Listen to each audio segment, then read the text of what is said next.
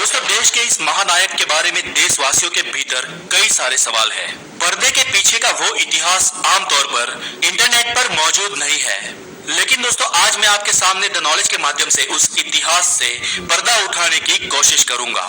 जैसे कि कैसे बने बोस इस देश के महानायक, क्या बोस की मृत्यु विमान दुर्घटना में हुई भी थी या नहीं, कैसे भारत को आजादी सिर्फ बोस की मदद से मिली, क्यों अंग्रेज बोस से थर थर कांपते थे और क्यों जर्मनी से लेकर रशिया और जापान जैसे देश बोस का सम्मान करते थे।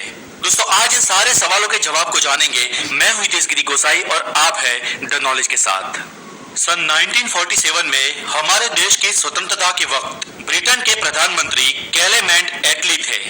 अब स्वतंत्रता के बाद एटली पहली बार अक्टूबर 1956 में भारत आए थे और उस वक्त उनकी मेहमान नवाजी तत्काल कार्यकारी गवर्नर फणी भूषण चक्रवर्ती ने की थी। इस मुलाकात के दौरान फणी भूषण ने बातों बातों में एटली से एक सवाल पूछ लिया। सवाल था, आपने जिन कारणों से भारत को आजादी दी, उन कारणों में महात्मा गांधी के स्वतंत्रता संग्राम का योगदान कितना था। इसका एटली ने जवाब दिया, मिनिमल, यानी कि बहुत ही कम। सच पूछो तो एटली का ये जवाब गलत भी ना था। दूसरे विश्व युद्ध में पायमाल हुए एक्सिस और अलायंस दोनों पक्षों के देशों में अब इतना सामर्थ्य नहीं था कि वे किसी बड़े देश पर शासन चला सके। इसलिए अंग्रेजों ने जॉर्डन से 1946 में और पैलेस्टाइन से 1947 में विदाई ली। श्रीलंका और म्यांमार को तो 1948 में सामने चलकर आजादी दी। इजिप्ट को तो सिर्फ 34 सालों के अंदर अंदर 1952 में आजाद कर दिया और मलेशिया को 1957 में स्वतंत्र किया। फ्रांस ने भी 1949 में लाओस से, 1953 में कंबोडिया से और 1954 में वियतनाम से अपने बोरिया बिस्तर उठा लिए और नीदरलैंड्स भी 1949 में डच ईस्ट इंडिया और इंडोनेशिया से पलायन हो गया। समझने वाली बात यह है दोस्तों कि भारत के अलावा इनमें से किसी भी और देश में महात्मा गांधी न थे, फिर भी ये देश आजाद हुए।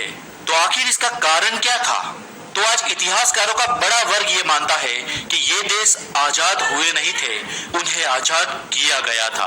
अब इसके लिए आप इनडायरेक्टली हिटलर को जिम्मेदार मानो या कुछ हद तक महात्मा गांधी के आंदोलन को कारणभूत मानो, पर एटली और पूरी अंग्रेज कम्युनिटी को भारत की आजादी से पहले और उसके बाद भी अगर किसी एक शख्स से खतरा था तो वो थे एकमात्र सुभाष चंद्र बोस। ये खुद एटली ने कबूला था। 19वीं सदी का अंत होने को था। भारत में अंग्रेज पूर्ण हुकूमत भुगत रहे थे। चारों ओर ना कोई आजादी की बात हो रही थी और ना ही इनकलाब की आवाज उठ रही थी। इस माहौल में उड़ीसा के कटक में 23 जनवरी 1897 के रोज भारत के एक सपूत का जन्म होता है। माता का नाम प्रभावती दत्त और पिता का नाम जानकी नाथ बोस और उस देशभक्त का नाम था सुभाष चंद्र बोस। बोस सच्चे देशभक्त थे।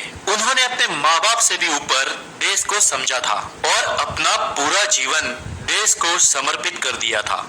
खुद सिविल सर्विसेज में टॉप हुए थे, लेकिन फिर भी उन्होंने ग्रेडेड नौकरी को लात मार दी और देश सेवा के लिए अपना मार्ग खुद तय किया। बचपन से ही बोस के अंदर रिबिलियंस एटीट्यूड डेवलप होता है। वो कहीं पर भी अंग्रेजों का अत्याचार देखते तो उन्हें उन्हीं की भाषा में जवाब दे देते थे। गांधी जी और बोस में यही अंतर था। गांधी जी आजादी अहिंसा के बल पर मांग रहे थे और बोस को साम दाम दंड भेद किसी भी तरीके से आजादी पानी थी। उन्हें सिर्फ रिजल्ट से मतलब था, इसलिए इस मामले में वो चाणक्य जैसे थे। वो दुश्मन के दुश्मन को अपना दोस्त समझते थे और इसी समीकरण के कारण उन्होंने जर्मनी और जापान से हाथ मिलाया। बोस को बस अपने देश की खुशहाली से मतलब था। कुछ समय बाद बोस एक्टिव पॉलिटिक्स ज्वाइन करते हैं। पॉलिटिक्स में रहकर भी सुभाष बाबू देश हित में काम करते थे और इसी कारण अंग्रेजों ने उन्हें 11 बार जेल में भेजा। इन्होंने अंग्रेजों के नाक में दम कर रखा था। अंग्रेजों ने सोचा कि ये लड़का हमसे संभलेगा नहीं, अब या तो इसे खत्म कर दो या तो दबा दो। अंग्रेजों की इस मंशा को बोस जान जाते हैं। और इसीलिए 1941 में 11वीं बार अरेस्ट होने के बाद बाहर आते ही वो अपने भाई की मदद से देश छोड़कर अफगानिस्तान के रास्ते रशिया भाग जाते हैं। वहां जोसेफ स्टालिन से जाकर मिलते हैं और कहते हैं कि आप मेरे दुश्मन के दुश्मन हो, इसलिए मेरे दोस्त हो। स्टालिन उन्हें जर्मन करेंसी मुहैया करवाता है और वहां से जर्मनी भेज देता है। वहां वो हिटलर से मिलते हैं।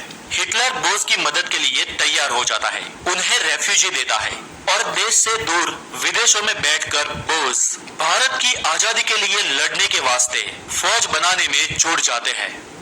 अब प्रिजनर्स ऑफ वॉर यानी विश्व युद्ध में अंग्रेज सेना के साथ शामिल होकर जो भारतीय सैनिक जो जर्मन सेना से हार गए थे और जर्मनों ने उन्हें युद्ध कैदी बनाया था, उन सिपाहियों को बोझ छुड़वाते हैं और उनकी खुद की फौज में शामिल करते हैं। और ऐसे ही दुनिया भर से भारतीय युद्ध कैदियों को बोस अपनी आर्मी में ले लेते हैं। यहाँ भारत में उनके भाई के अलावा और किसी को भी मालूम न था कि बोस गए तो आखिर गए कहाँ। गांधी जी, नेहरू, कांग्रेस और देशवासियों के साथ अंग्रेज भी सदमे में थे कि बोस आखिर कहाँ चले गए। दोस्तों, बोस बाबू की एक खासियत थी, वो किसी की भी आंख में धूल झोंककर अंडरग्राउंड होने में माहिर थे।